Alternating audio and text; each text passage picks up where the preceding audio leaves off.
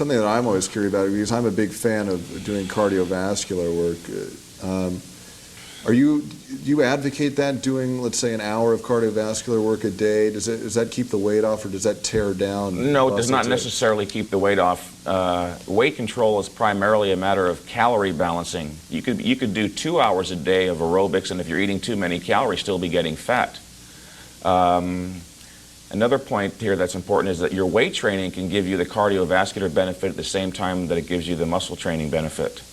If you're not resting too long between sets and you're sustaining what's called the age-adjusted pulse rate, you will develop a cardiovascular training effect and improve your heart and lungs along with your skeletal muscle tissue. Mm-hmm. Give us a sample diet of someone that wanted to lose weight. How many calories? I guess it really depends on the individual person. You can't make an overall call on that. But there is a fundamental principle involved here, and that is, as long as the individual goes below his or her maintenance level of calories, they will lose fat. Mm-hmm.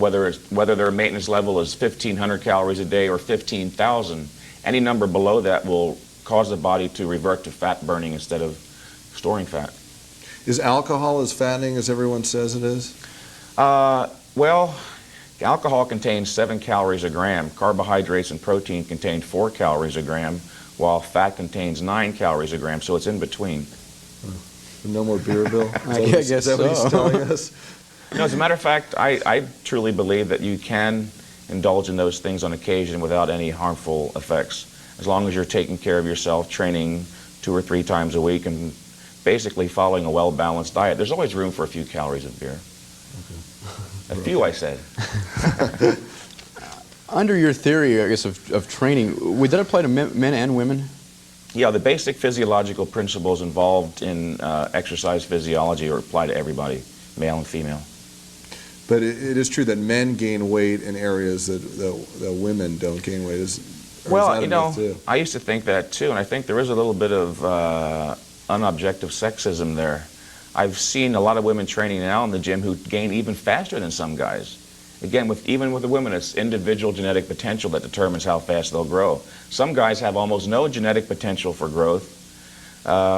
Same is true for females, but then again, there's some females who exhibit a tremendous potential for growth. Well, it's kind of hard to know, though, if you do have genetic. I mean, I guess you should get a signal if you've been training for 10 years, you don't see any growth. It's something you can only accurately assess in retrospect. You won't know until you try. Right. So for those who are interested, try it. Don't be put off by someone telling you, well, you don't have the potential. That's something no one knows, again, unless you're looking back over a period of time. Within 2 or 3 years, if you haven't gained anything at all, either you're training improperly, which is often the case, or you have poor genetics. But then again, anybody can improve. You may not become a muscular marvel, but you can improve your muscular tone and lose fat. Mm-hmm. And it also enhance a certain degree of confidence with that also. For sure. Let me ask you one last question about steroids, and we'll move from that subject. In reference to women, do you feel it's as prevalent in the women's side as it is in the men's side of competition? Yeah, for sure. Again, among those who are competing, it's omniprevalent. They all take it. And without a doubt. Can you mask it, as we've heard in the media? Well, it's interesting. Over the past 2 years, the International Federation of Bodybuilders, along with the National Physique Committee, have been testing competitors.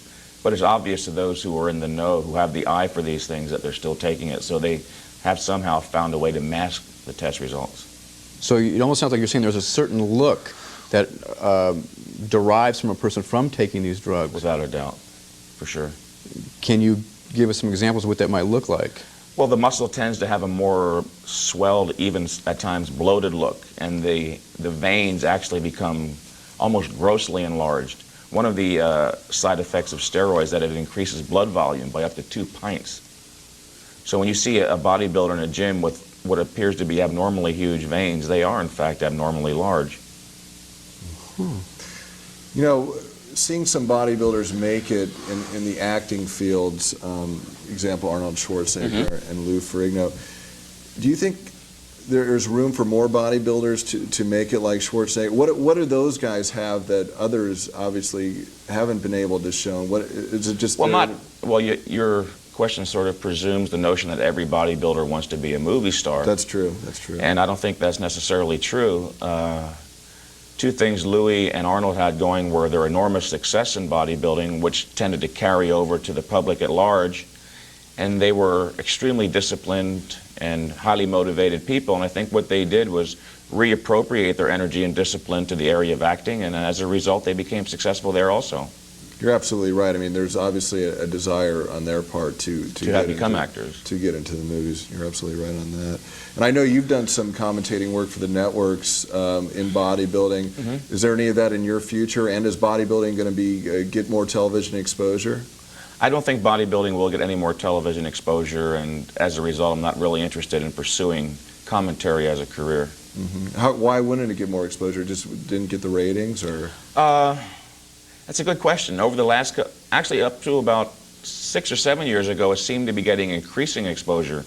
The last 2 or 3 years, however, the networks haven't carried nearly as many contests. Mm-hmm. ESPN has taken over. Right. Right. Let me ask you also, is there a best age to start training male or female? Well, I don't think there's ever been any definitive studies done to say anything conclusive about that, but some people speculate that from 25 to 35 seem to be the best years. Okay, but that's the best years. Again, anyone can improve, even up to the age of 70, 80. As long as you're reasonably healthy, you can get to the gym, you're suffering from no physical ailments, anybody can improve. I've got to ask you, Mike, about one body part in particular that I'm sure a lot of men out there watching will be interested into, is the stomach. Right. Now, how do you get a washboard stomach like we saw on that? I'm sure most guys with summer coming up would die for that kind of information. Well, you definitely don't want to indulge in too much beer like we were talking about before. Right. But it's primarily a matter of nutritional control, calorie control.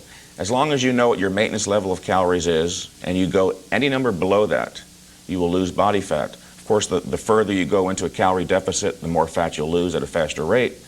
And the secondary factor is, of course, physical training, building up the muscle tissue.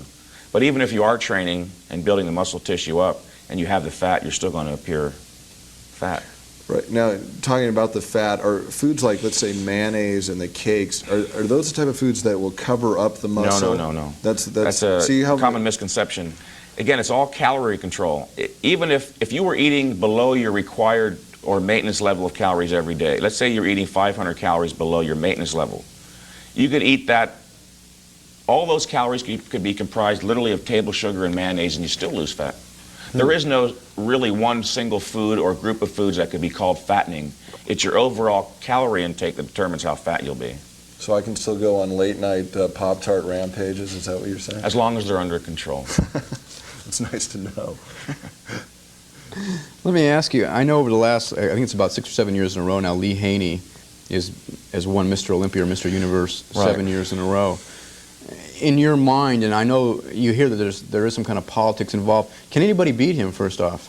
Well, I think there are a number of people who can beat him. Actually, what it boils down to is who's going to be in shape that day. Very often, even the top competitors miss their peak by a little bit. It's true in baseball, true in football. If he misses his peak by 1%, the guy who was second place last year can sneak ahead of him. So Lee Haney is definitely beatable, without a doubt. Could you give us a couple of names of who you think would be, say, 2 or 3 gentlemen who would have a good shot at it? Well, there's one who I think is going to win next year, and that's Sean Ray. Last year he placed, I think it was 5th or 6th. Not really in the top running, but that was only his second Olympia, and along with that he has all the physical requirements in superabundance for winning the Olympia. Besides that, Lee Haney's won 7 in a row, and people are getting a little sick of seeing him in there. Is he maybe living on his reputation alone now more? Yeah, there is that element. Because bodybuilding is a little bit subjective and is subject to political influence, I think so, yeah. I know that, like we said, that you've written a couple books now. Is authoring any more books in the picture for you in the future, or are you pretty much content doing what you're doing with the training? No, I'm very content training the people that I'm training. If I was offered a deal, I would do it, but I've done 3 in the past, and the money isn't all that great, and it's like having a homework lesson every night, which I never did like. So I don't think so. In terms of the discipline, you mean the discipline and the research, and it's a very competitive industry, isn't it? The material that. Well, the bodybuilding book market has been saturated. If you go into most bookstores now, you'll see at least 2 or 3 dozen bodybuilding books. I don't think there's really room for one more. If there is, maybe I'll do one. In our final minute now, Bill, you got any more questions? Sure. Mike, do you see yourself coming back again and training again? Absolutely. Just kidding. Not. Absolutely not. What about just a quick thing here, one of the theories you hear about people when you turn 50 or 60, Yeah. everything falls to your knees, which I know is not true, but could you share Yeah. something about that with a couple of examples? Yeah, I think that's one of those misconceptions that's motivated in part by fear and jealousy and lack of understanding about what bodybuilding really is.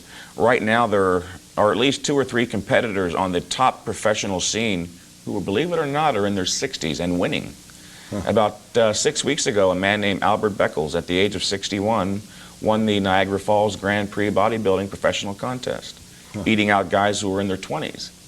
He's been competing for 35 years, so where's his muscles turning to fat? They are not. He's getting better at the age of 61. That's Not good. 51, 61. That's good to know. That's And good. I would bet he'll be doing it at the age of 70.